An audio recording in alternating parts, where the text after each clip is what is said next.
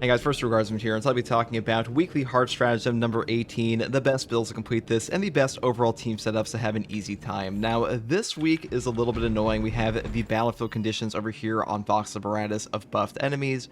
Enemies have increased health and damage, enemy sighted, range kills restore armor based on enemy threat level, detonation risk, exploding objects are more common and much more dangerous in terms of radius and damage, and maintain distance. Melee damage is greatly reduced, but range damage is increased. Now, maintain distance, guys, when they say this is a greatly reduced melee damage, they are not kidding.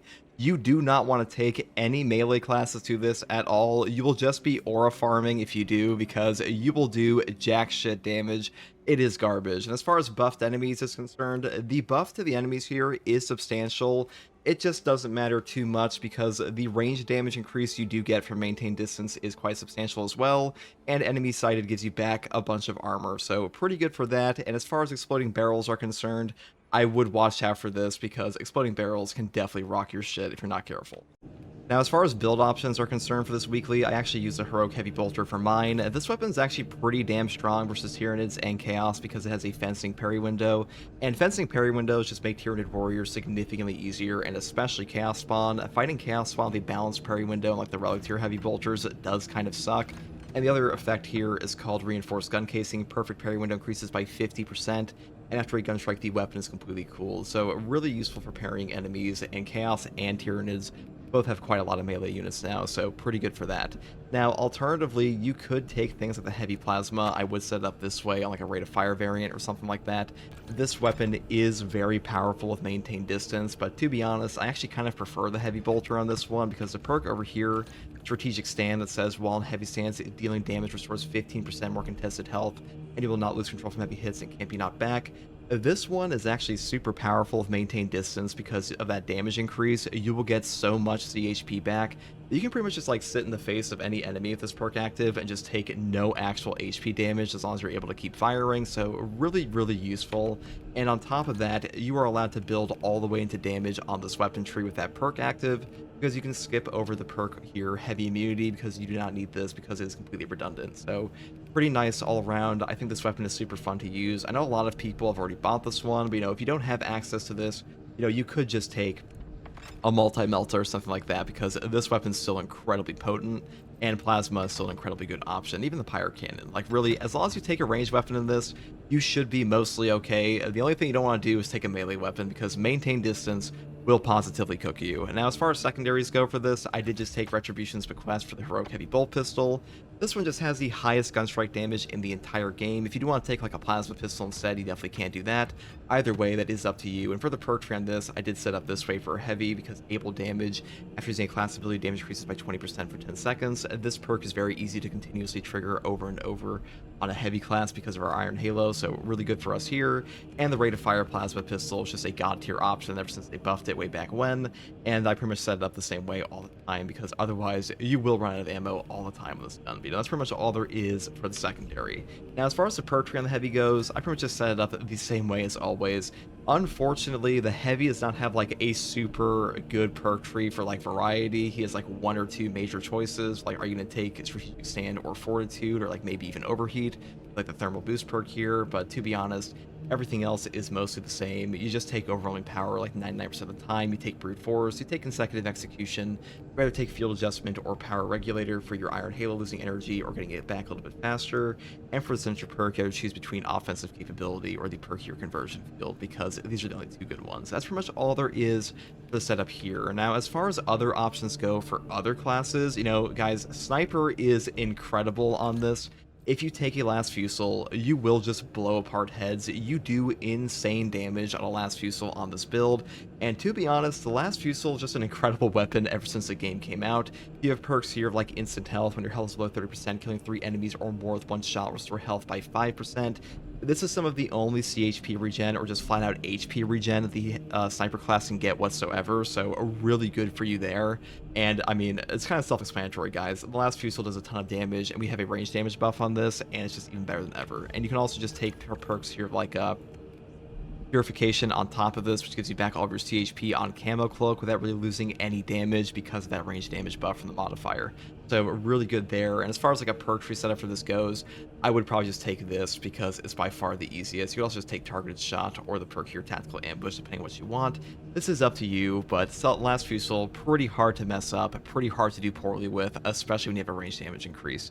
That's pretty much all there is for like the main perk tree here. Now, as far as some other options go, you could take the new Heroic Instigator. This one is also very strong. It has a tremendous amount of CHP regen thanks to having a 5-round burst.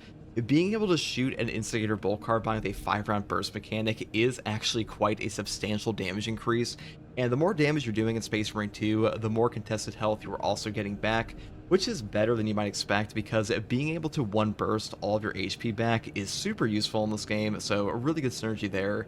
And really, the Instigator Bolt Carbine Heroic version is my favorites in the entire game, and I would set up this way for ammo economy. If you want to skip over the Bomb 2 perks here, you can go for things like Headhunter or the perk over here, Efficient Hunter, for like a little bit more damage, but to be honest, it doesn't matter too much because the Sniper does have the Prestige perk tree here with Versatile Precision, which pretty much enables your ammo economy no matter what. But if you want to take those, you still can. Now, as far as some other options beyond this go, you could take the Stalker Bolt Rifle. I like the headshot multiplier version of this on the Firepower variant. This one has a 2.3 times headshot multiplier versus the other versions times 2. They're all pretty damn strong. They all kind of hit like a truck, especially on this maintain distance modifier. But if you want to take this one, you definitely can. And either way, I would set up this way. But that's pretty much all I have to say about sniper weapons. And for the secondary, you can really pick whatever you want. And for the knife, I probably would just take a Power Gladius or just take a blunt knife. And either way, I would set them up this way. That's pretty much all there is for the Sniper. Now for the Tactical class, I talk about him every single week pretty much because the Tactical is by far the greatest enabler for boss damage in the entire game. The perk combo here, Precise Calibration and Concentrated Fire, is incredible. This gives you a 195% damage boost on your Auspex, and your Auspex will last 60% longer. If you're able to properly coordinate with your team with this perk, you will just nuke a boss down in like 2 seconds. It is absurd how much damage you can actually put out, especially if you maintain distance modifier. And the Tactical also has the God tier team perk, Secure Stockpile. Equipment charge restored by 1 for all team members. Cooldown is 60 seconds. This perk is so ridiculously powerful in Space Marine 2. I am shocked that they have not nerfed it. It does a ridiculous amount of... It has such a dramatic impact on pretty much every encounter in the game. Once you find a single Melt-A-Bomb on one team member, your likelihood of success goes up dramatically with this perk active, because Melt-A-Bombs pretty much solve any Extremis encounter you're going to run across in Space Marine 2, and pretty much any like serious Majoris encounter when they're clumped whatsoever, so a really, really good perk option. And as far as ranged weapons go, you can really pick whatever you want, but if you want to have the easiest time possible, you could just take the Automatic Bolt Carbine. This one just has a really high CHP regen in this game, so it's really, really easy to keep yourself alive, especially on the maintain distance modifier. And I would just set it up this way to like go for full damage, because damage is really all that matters in this modifier, because you'll nuke down things so quickly with that damage buff. That's going to be a very easy time for you. And now if you want to be completely brain dead though, you could just take the Pyro Blaster, because the Pyro Blaster is ridiculous in this game. All you have to do is hold down the button, just dodge at the appropriate time, and you'll just kill everything in front of you. This is by far the best weapon on Tactical currently for operations and hard stratagems. The only thing that comes close to this in performance is the grenade launcher on Siege mode, because Siege mode is able to use the boxes with things like spare power to get back your Auspex over and over and constantly refill your grenades with things like Emperor's Vengeance, so really good there. But everywhere else, just take the Pyro Blaster, because Pyro Blaster is just the absolute peak, because this thing is just ridiculously efficient on the Tactical especially. And you can also just get armor back with things like Flame of Ascension on this. Burning 5 enemies restores 1 armor segment. Cooldown is 30 seconds. If I had to pick any single build setup for like any stratagem in this game, it probably would just be a free Pyro Blaster on top of Secure Stockpile and like some combination of Auspex perks, because at that point you kind of like a catch-all for every enemy in the game. And I'll also just take like Plasma Boost on top of a Plasma Pistol, because this will just solve all like your stagger issues and stuff like that. And the Plasma Pistol enables your CHP recovery so much that like the Pyro Blaster's lack of CHP recovery really stops mattering. That's pretty much all there is for the build setups here that I was going to talk about. Now, you could take Vanguard on this. Personally, I wouldn't, because even though he does have a ranged weapon, I would just take a Tactical Sniper or Heavy, because these guys are just way more range-oriented. Vanguard's more of a hybrid class, and honestly, his damage is not bad on range at all. It's actually pretty high. It's just Tactical sniper and heavy here, they just get a little bit more benefit. You know, you could take Bulwark if you wanted to, just aura farm with like Invariant Icon banner, because this is still super powerful even on the stratagem. But you know, if you want to do that, that's up to you. But personally, I would stick to these three and like maybe a Vanguard. And that's pretty much all I have to say on this one, guys. And one more thing I want to mention here is that the perk, or excuse me, the battlefield condition detonation risk, there is no friendly fire on this mission, so you'll not blow up your teammates if you shoot a barrel. But do be careful, because you will blow up yourself, and those barrels have a deceptively long range, so just be really, really careful with that. That's pretty much all there is to talk about in this one. Hopefully this build guide helped, give you like a few tips if you're unaware.